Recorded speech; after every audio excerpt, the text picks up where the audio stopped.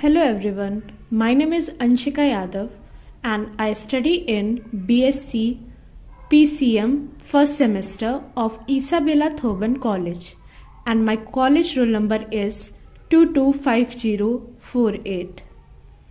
Today I am going to present my topic, that is Rolle's theorem. So let us see the statement of Rolle's theorem.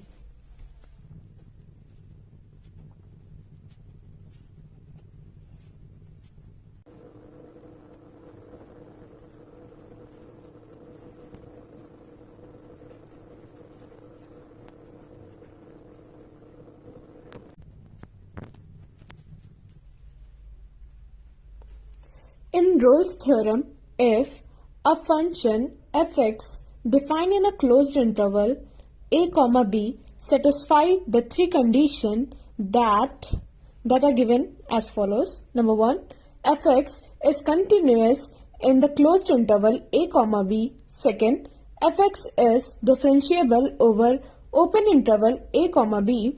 And third one, that is fa is equal to fb.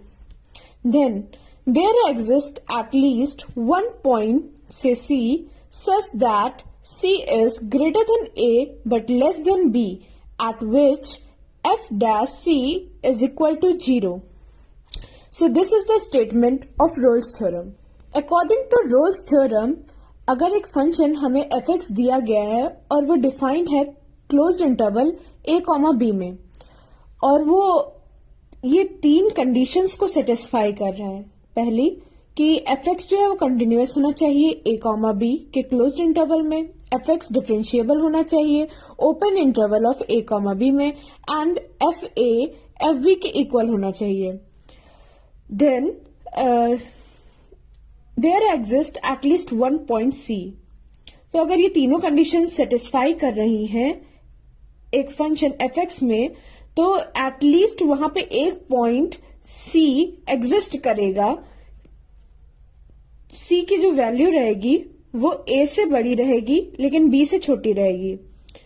और अगर हम लोग उसको differentiate कर देंगे तो वो 0 के इक्वल आ जाएगा.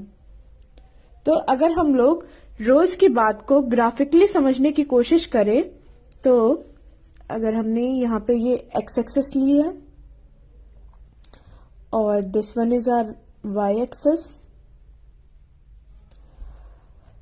फिर एक फंक्शन हमने लिया, डिफाइन किया, क्योंकि वो कंटिन्यूअस है और डिफरेंशिएबल है, तो कंटिन्यूअस भी है और डिफरेंशिएबल है तो स्मूथ कर्व हमें मिल रहा है. तो लेट अस से अगर ये वैल्यू y पे हम अगर इसे x एक्सिस पे अगर हम a ले रहे हैं और इसे b पॉइंट ले रहे हैं और यहाँ पे हम देख रहे हैं कि a और b की जो वैल्यू है y एक्सिस पे इक्वल है, means F A is equal to F B. और हमारा स्मूथ कर्व है इसलिए हमारा कंटिन्यूअस भी होगा, डिफरेंशिएबल होगा. तो अकॉर्डिंग टू रोल्स अगर एक स्मूथ कर्व दिया गया है और उसकी वैल्यू एक पॉइंट पे एफ ए और एफ बी दोनों इक्वल हैं, तो वहां पे एक ऐसा टेंजेंट उस कर्व पे लाई करेगा जो हमारा एक्स एक्सिस के पैरेलल होगा. टेंजेंट निकालने के लिए हम एक फंक्शन का डिफरेंशिएशन करते हैं और वो अगर हमारा 0 के इक्वल आ रहा है, अगर ये सेटिस्फाई कर रही है, अगर ये कंडीशन आ रही है, तो हमारी रोल्स थ्योरम एप्लीकेबल होगी. तो रोल्स ने हमें बताया कि अगर एफ ए एफ बी के इक्वल है, फंक्शन कंटिन्यूअस है, डिफरेंशिएबल है, क्लोज्ड इंटरवल ए बी और open interval A B respectively में, तो वहां पे एटलीस्ट एक पॉइंट जिसे हमने सी लिया है वो जरूर एग्जिस्ट करेगा और उसका डिफरेंशिएशन करने पे हमें 0 मिलेगा. So now let us come on the proving section. Now we are going to prove this statement.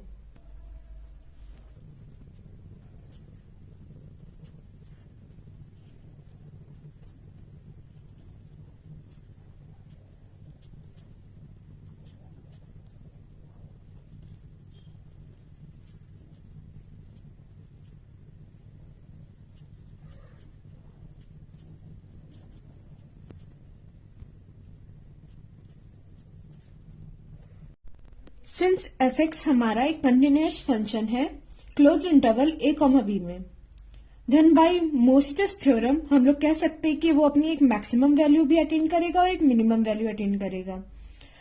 तो हम लोग यहाँ पे कैपिटल एम से रिप्रेजेंट कर रहे हैं उसकी मैक्सिमम वैल्यू को। एफ एक्स की मैक्सिमम वैल्यू कैपिटल एम से हम लोग डिनोट कर रहे हैं। एफ एक्स हमारा एक close interval A comma B में लाई कर रहा है और स्मॉल एम को हम लोग रिप्रेजेंट कर रहे हैं minimum value of F X in close interval A comma B को।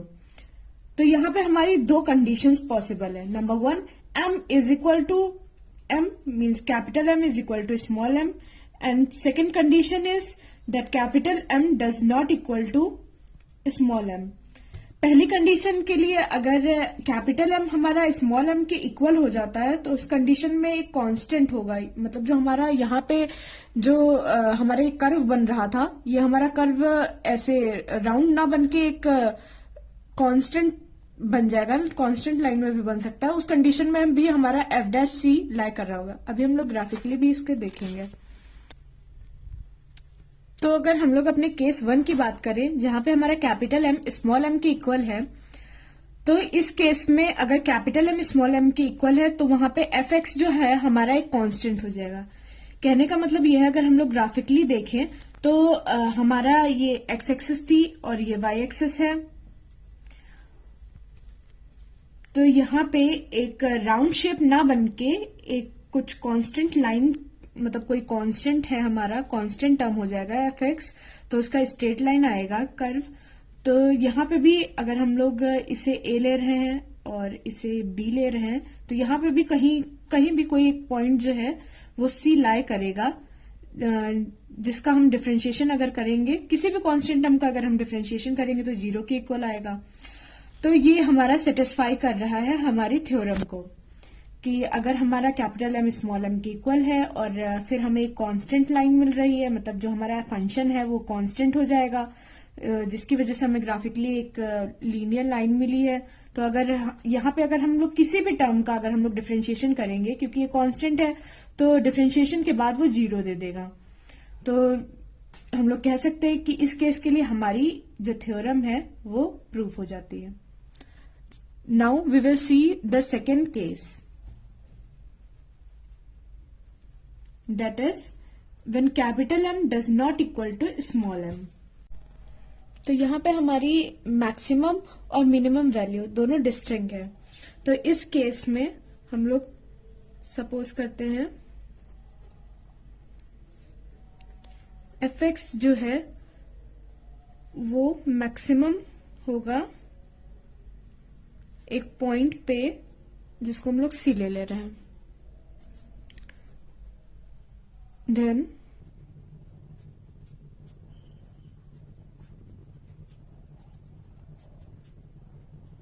तो अगर हम लोग इस चीज को ग्राफिकली समझने की कोशिश करें तो इस केस में दोनों हमारे जो कैपिटल एम मतलब मैक्सिमम वैल्यू और मिनिमम वैल्यू दोनों डिस्टिंक्ट है। तो कुछ इस टाइप का कर्व बनेगा। तो ये अगर हमारा ए है, ये हमने बी लेट कर लिया है और ये हमारी एक्स एक्सिस है, फिर वाई है।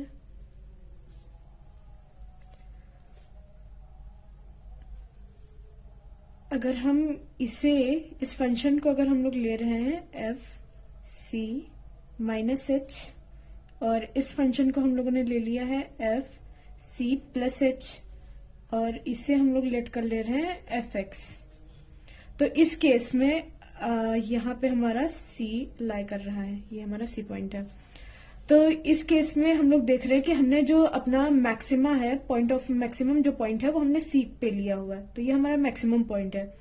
तो अगर हम लोग एफ सी माइनस एच से एफ सी को माइनस करेंगे, मतलब इससे अगर हम लोग इसको माइनस करेंगे, छोटे से बड़े को माइनस कर रहे हैं तो हमारा नेगेटिव आएगा। सेम इधर सिमिलरली अगर हम C प्लस एच से, मैक्सिमम पॉइंट हमारा C है तो हमारा C प्लस एच भी C से छोटा रहेगा। तो अगर हम लोग C प्लस एच से C को माइनस कर रहे हैं तब भी हमारा नेगेटिव आएगा। So F in bracket C plus H minus F C and fc minus h minus fc both will give us the negative result. और यहाँ पे h कोई भी एक हमारा स्मॉल डिस्टेंस हम लोगों ने लेके रखा हुआ है.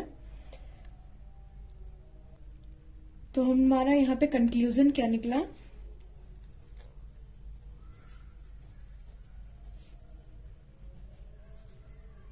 And F C minus H minus F C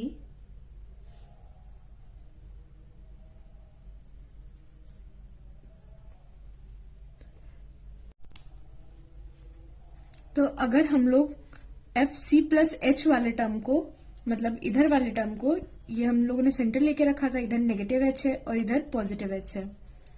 तो अगर पॉजिटिव वाले को हम लोग पॉजिटिव एच से डिवाइड कर दे, F C plus H minus F C, और अगर हम लोग इधर एच से डिवाइड कर रहे हैं तो हमारा कोई इम्पैक्ट नहीं पड़ेगा आर एच एस के साइड.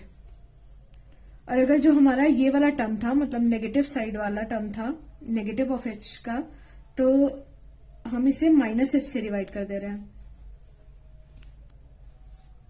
अगर हम लोगों ने माइनस एच से डिवाइड किया है तो इसका साइन चेंज हो जाएगा. तो एक क्वेश्चन आता माइंड में कि हम लोग यहाँ पे एच और यहाँ पे माइनस एच से क्यों डिवाइड कर रहे हैं, क्योंकि ऐसा करने से अगर हम लोगों ने ये प्लस वाले टर्म को एच से डिवाइड किया है तो ये हमें राइट हैंड डेरिवेटिव का भी फॉर्मूला मिल जाएगा इससे, और इससे लेफ्ट हैंड डेरिवेटिव का फॉर्मूला मिलेगा.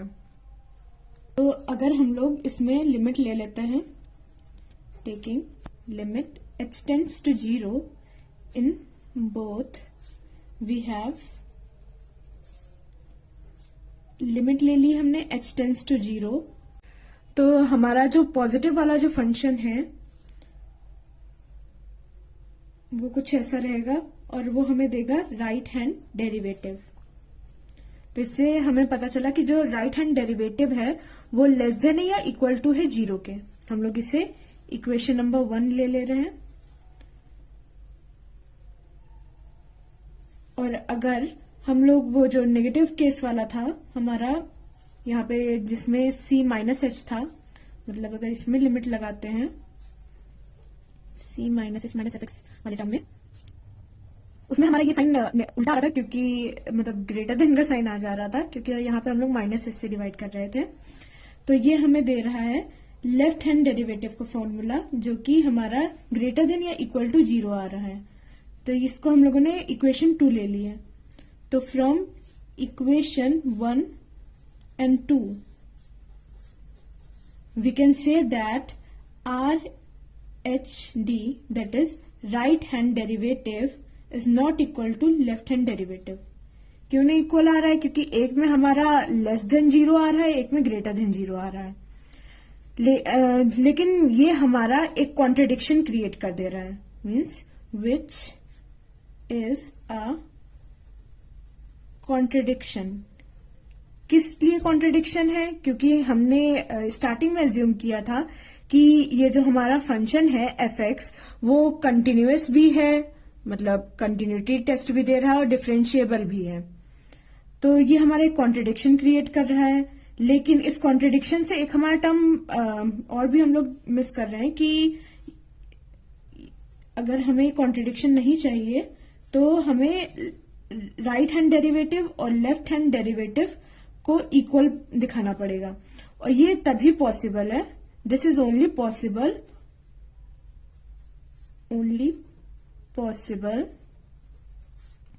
in the case when both are equal to 0. क्योंकि हमें हमारा जो राइट हैंड डेरिवेटिव था वो भी 0 के इक्वल आ रहा था और लेफ्ट हैंड डेरिवेटिव भी 0 के इक्वल आ रहा था. तो यहाँ पे ये कॉन्ट्रडिक्शन सिर्फ तभी मिट सकती है जब हमारा राइट हैंड डेरिवेटिव और लेफ्ट हैंड डेरिवेटिव दोनों इक्वल हों. और इक्वल तब होंगे, किस केस में होंगे? जब दोनों 0 के इक्वल हों. Therefore, right hand derivative is equal to left hand derivative and these both are equal to 0. This implies that f dash c is equal to 0 where c belongs to a comma b. Hence, This theorem is proved in this case also. Now I am summarizing my presentation. So basically in my presentation, the presentation topic is Rolle's theorem. In Rolle's theorem, a function fx is defined in a closed interval a comma b that should satisfy the three conditions, that is fx is continuous in the closed interval a comma b and fx is differentiable over open interval a comma b, and it is also given that fa is equal to fb. If a function fx is satisfying these three conditions, then there exists at least one point called C such that C is greater than A but lesser than B, at which f dash C is equal to 0. This is the Rolle's theorem. Thank you so much for watching.